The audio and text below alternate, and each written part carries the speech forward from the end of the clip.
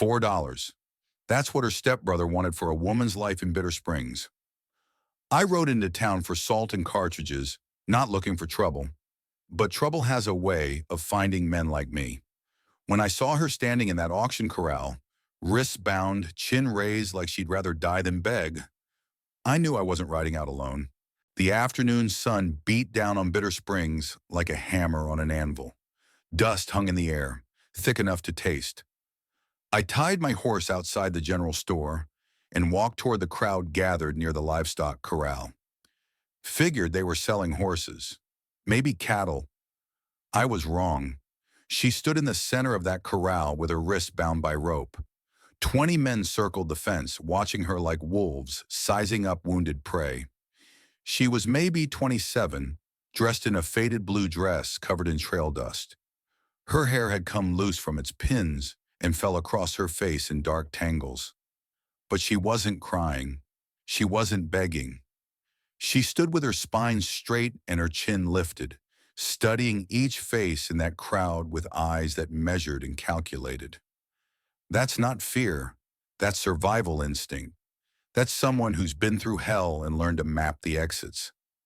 The man doing the selling leaned against the fence with the easy posture of someone who'd already stopped caring about right and wrong. He was maybe 31, soft around the middle, with the restless eyes of a gambler who'd lost more than he could count. $4 clears my debt, he called out to the crowd. She's young, healthy, knows how to cook and clean. That's a bargain, gentlemen. My stomach turned. I'd seen men sold at auction before. During the war, before Lincoln put an end to it. Thought those days were finished.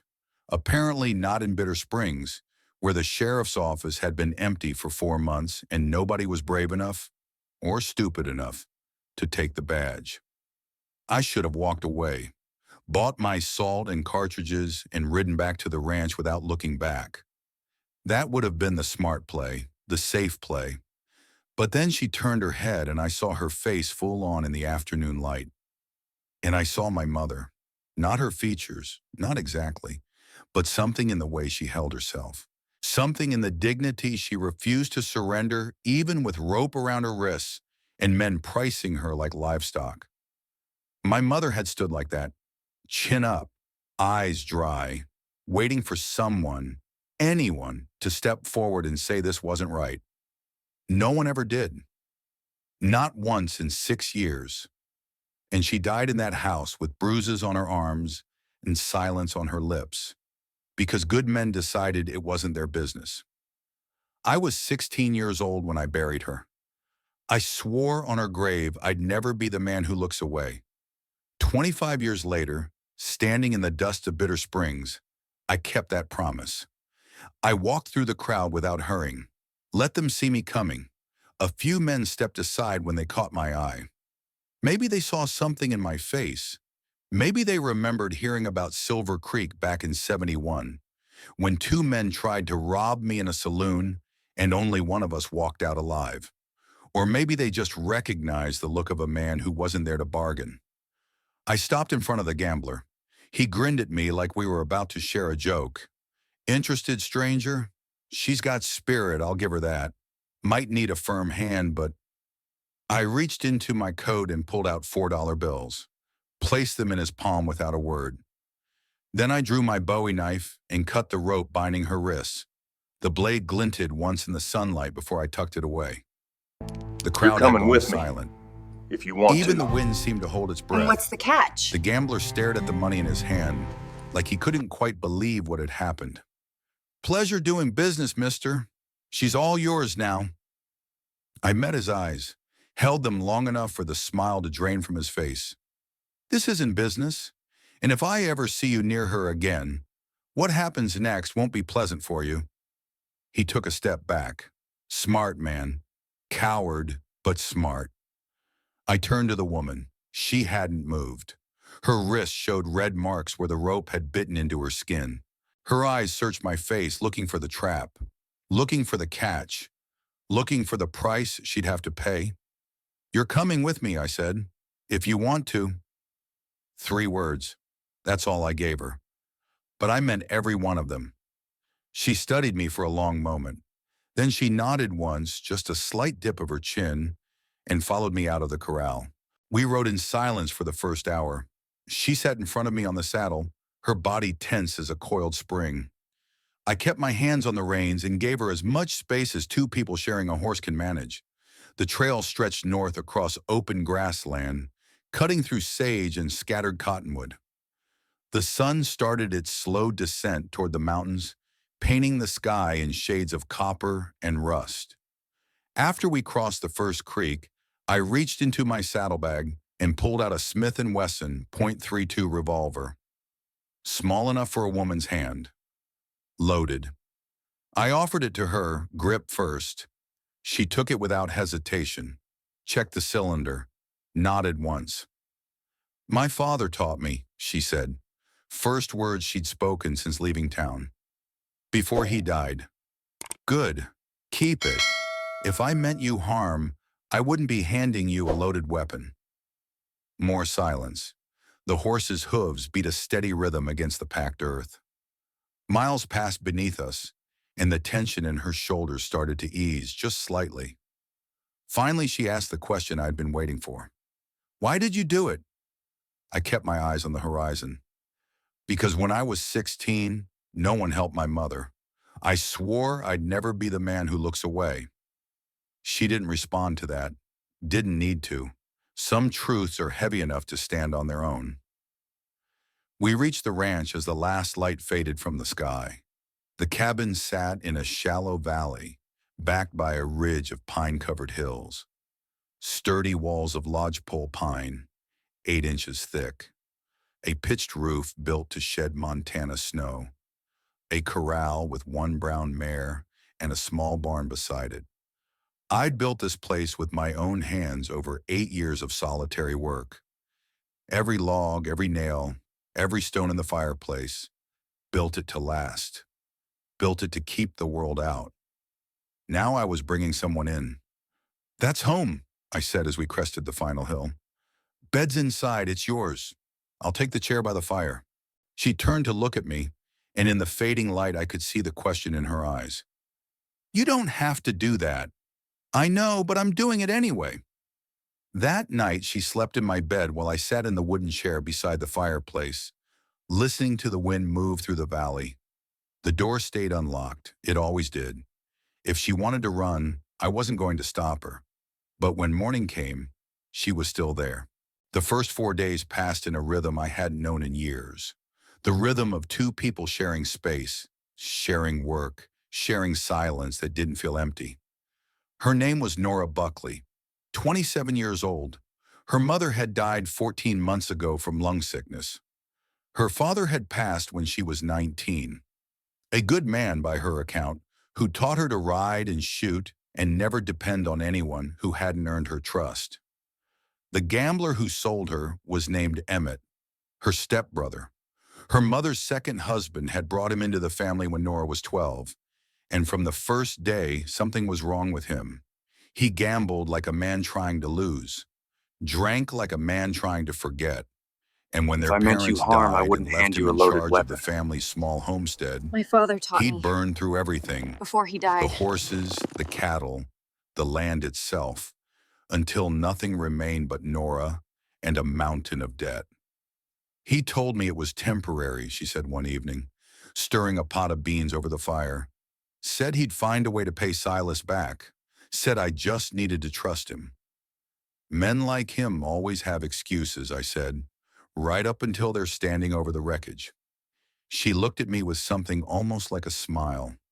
"You don't talk much, do you? Never saw the point in using 10 words when 2 will do." My father was the same way. I didn't know how to respond to that, so I didn't. On the 4th night, I found her sitting on the porch, staring at the stars scattered across the Montana sky like a handful of spilled diamonds. I sat down beside her, leaving space between us, and waited. "You live out here alone," she said finally. "No wife, no family. Why?" The question cut deeper than she knew. I'd spent 8 years avoiding it, 8 years pretending the answer didn't matter. But she'd earned the truth. After everything that had happened, she'd earned that much. My mother married again when I was 10, I said. Man named Grayson. First year he seemed decent enough. Second year the drinking started. Third year the hitting. I stopped, gathering the words like stones I didn't want to carry. She stayed because she had nowhere to go. No money, no family who'd take her in. And folks in town, they knew what was happening. Everyone knew. But a man's home was his castle, they said. Wasn't their place to interfere. What happened to her? She died when I was 16. Doctor said pneumonia. But I knew better. 6 years of beatings. That's what killed her. Broke her down piece by piece until there was nothing left. The wind moved through the valley, carrying the scent of pine and distant rain. After the war, I drifted. Mining camps, cattle trails, anywhere I could disappear. Then Silver Creek happened, and I came here. Built this place with my own hands. Figured if I stayed away from people, I'd stay away from trouble.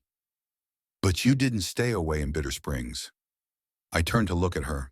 In the moonlight, her face was calm, patient, waiting. Some trouble is worth stepping into. The next morning, trouble came looking for us. Jedediah Marsh arrived just after dawn, riding his old gray gelding like death itself was chasing him. Jedediah was 65, a rancher who'd been working this territory since before the war. His spread sat 12 miles east of mine, close enough to be neighbors, far enough to leave each other alone. Thornwood, he said, barely waiting for his horse to stop before he started talking. You stirred up a hornet's nest. Silas Crane is spitting fire. I'd heard the name before. Silas Crane owned the biggest saloon in Bitter Springs. Ran a money-lending operation on the side. The kind where missing a payment meant losing more than just your credit. He had 5 guns on his payroll, hard men who did his dirty work while he kept his own hands clean. Emmett owed Silas big, Jedediah continued. Was supposed to pay double or hand over the girl as collateral. That was 6 days ago. So he's got 1 day left. Jedediah shook his head, his weathered face grim. That's the problem. Word at the saloon is Silas ain't waiting. Says you made him look weak in front of the whole town. He's coming for the girl, and he's coming to burn your place down as a message. How many men? 5 guns plus his top man, fellow named Virgil Kane. The name hit me like a cold wind. Virgil Kane had been a bounty hunter before he went private. 12 confirmed kills, most of them at distances that would make Army sharpshooters jealous. Fast hands, cold eyes, the kind of man who slept easy after taking a life. Silas himself makes 7, Jedediah continued. They'll probably drag Emmett along too. 8 total.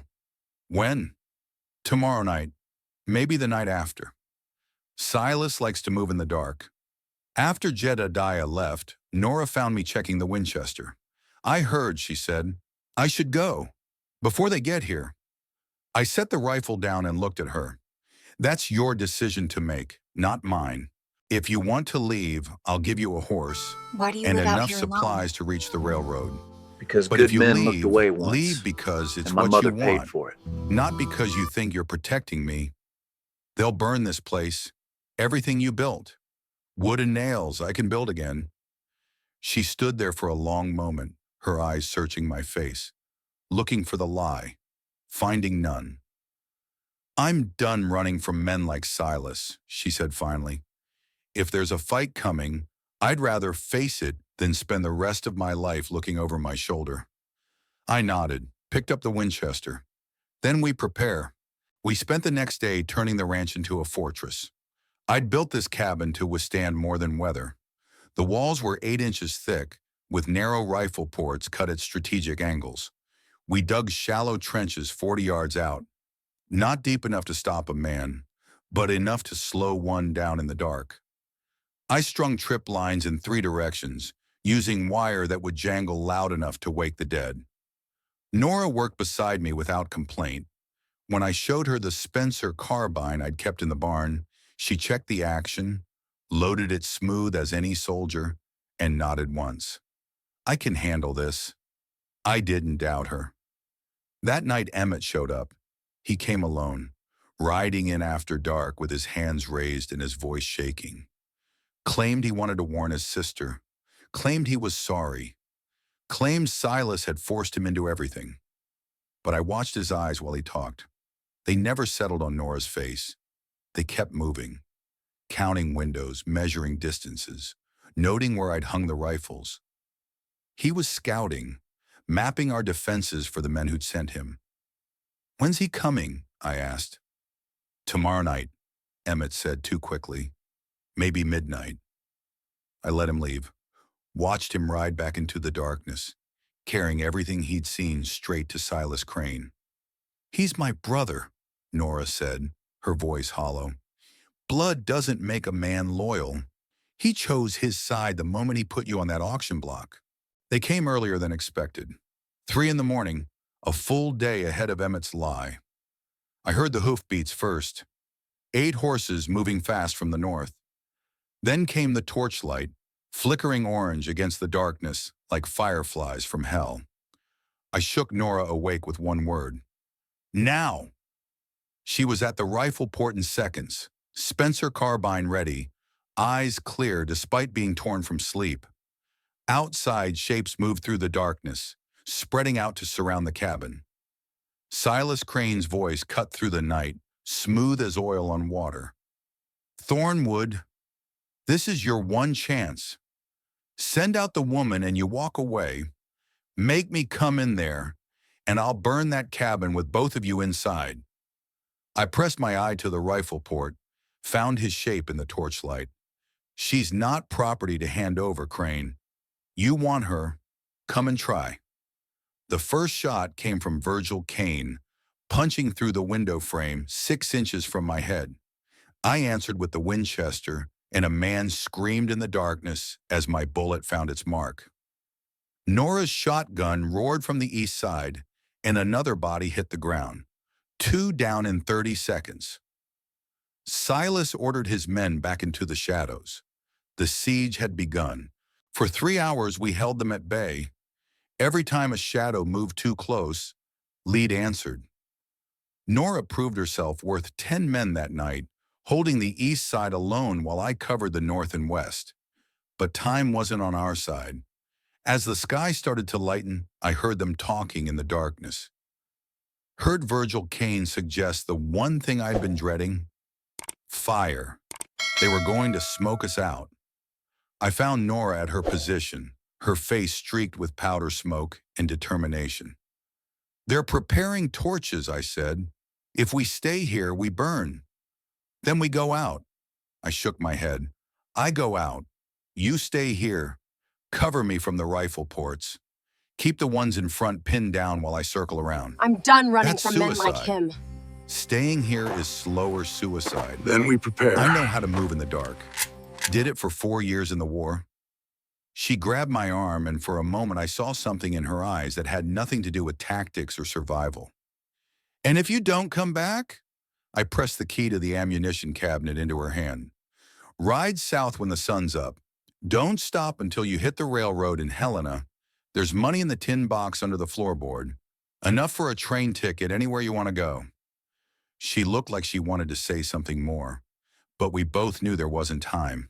I went out the back door, belly crawling through the wet grass, moving by inches through the darkness. For 8 years, I'd tried to bury the soldier inside me, the man who could move through enemy lines without a sound, the man who could kill without hesitation and sleep afterward. Tonight, I needed him back. 2 men were preparing torches near the barn. I took the first one from behind, knife across the throat, silent as a whisper. The second one heard something, started to turn, and my Colt ended the question. The shot was a signal. I was committed now. Nora opened fire from the cabin, pinning down the 2 men in front. I moved fast toward the eastern ridge, circling behind the position where I'd last seen Silas. That's when Virgil Kane found me. He'd read the play, guessed I'd try to flank them, positioned himself perfectly, waiting in the shadows with his pistol already drawn. We saw each other at the same moment, maybe 20 feet apart. Two men who'd learned to kill in different wars, facing each other across a patch of Montana dirt as the sky turned gray with dawn. He was fast, faster than anyone I'd ever faced. His first three shots came so close, I felt the wind of them passing. I returned fire, 2 rounds, and saw him stagger as the second one caught his shoulder. But he didn't go down. His hand was already moving for the pistol on his other hip, smooth as a rattlesnake striking. I read the motion, remembered 100 gunfights in 100 different places, and I fired before his barrel came level. The bullet hit center mass. He dropped like a puppet with cut strings. I walked over to where he lay, bleeding out into the dust. His eyes were still open, still conscious, watching me approach. "Faster," he whispered. Then I heard. I had more to lose tonight. He tried to smile, didn't quite make it. Silas Crane was running for his horse when I caught him, put him down with the butt of my rifle, then bound his wrist with the same kind of rope they'd used on Nora. Emmett stood frozen beside the horses, shaking like a leaf in a storm. He'd already dropped his gun, probably never fired it once all night. Nora walked out of the cabin as the sun cleared the eastern ridge. She stopped 10 feet from her stepbrother, the Spencer carbine hanging easy in her hands. "Nora," Emmett stammered, "I'm sorry, I didn't have a choice. Silas would have killed me if I didn't. You had choices every single day." Her voice was flat, cold as winter creek water. "When you gambled away father's horses, when you sold mother's jewelry, when you put me on that auction block, you made your choices. I'm your brother. You stopped being my brother the day you decided I was worth less than your debts." She didn't shoot him, didn't forgive him either, just turned her back and walked away. I threw him the reins to one of the horses. "Ride south. Don't stop until you hit Mexico. And if I ever see your face in Montana again, I'll finish what tonight started." He was gone before the words finished echoing across the valley. I dragged Silas Crane back to Bitter Springs and left him tied up in front of his own saloon. A crowd gathered before I'd finished tying the knot. Miners he'd cheated, ranchers he'd ruined, widows whose husbands had met unfortunate ends shortly after missing payments. "He's yours now," I told them. "Do what you think is right." I didn't stay to watch. That wasn't my job anymore. The ride back to the ranch felt longer than the ride out. The sun was high and warm, the sky clear and empty of clouds. The kind of day that makes you believe the world might be a decent place after all. Nora was waiting on the porch when I crested the final hill. She'd already started cleaning, sweeping up spent cartridges, patching the holes in the walls, working like a woman who planned to stay. "Silas?" she asked as I dismounted. "Town's handling it." She nodded once, accepting the answer and everything it implied. We stood there for a moment, looking at the ranch I'd built and the damage a night of fighting had done to it. Broken fence rails, bullet holes in the barn door, scorch marks where a torch had gotten too close before someone put it out. "What happens now?" she asked. I looked around, assessing the work ahead. Fence line took damage. Barn door needs fixing. Winter's about 8 weeks out. "I know how to fix fences, and I'm not half bad with a hammer." I nodded, walked inside to get the tools. She stayed that winter, not because she had nowhere else to go. I'd offered her the money, showed her the road to the railroad. She stayed because she chose to. We rebuilt the fence together, fixed the barn, patched the holes in the cabin wall. Somewhere along the way, I stopped sleeping in the chair, and she stopped commenting on it. Folks in Bitter Springs started calling the place Thornwood Ranch, instead of that hermit spread up north. A few even nodded at me when I rode in for supplies. Wasn't sure how I felt about that. Spring came late that year. The snow didn't melt until April. But when it did, Nora planted a garden behind the cabin, vegetables and some wildflowers she'd found growing by the creek. I asked her once why she stayed. She was quiet for a long moment, looking out at the mountains turning green with new growth. Because this is the first place that felt like mine, she said finally. Not given to me, not taken from me, chosen. I understood that better than she knew. That was the spring of 1880. We'd been through enough trouble to last a lifetime, I figured. I figured wrong. But that's another story. Before you go, don't forget to like this video and tell us in the comments where you're watching from. And if you want to hear what happened next on Thornwood Ranch, make sure to subscribe, because trouble wasn't done with us yet. The story above leaves a clear lesson about the courage and responsibility of a kind person. Sometimes the right thing to do isn't the safe choice, but the choice that leads us into trouble to save someone being oppressed. The male protagonist witnessed his mother being abandoned in silence, so he understands that the indifference of good people can also kill a life. The female protagonist also shows the value of dignity. Even when bound and offered for sale, she doesn't bow her head, still maintaining her right to choose. The lesson learned is, protect the vulnerable when you can, don't turn a blind eye to injustice, and don't let the past turn you into a cold-hearted person. A timely action can change the course of events,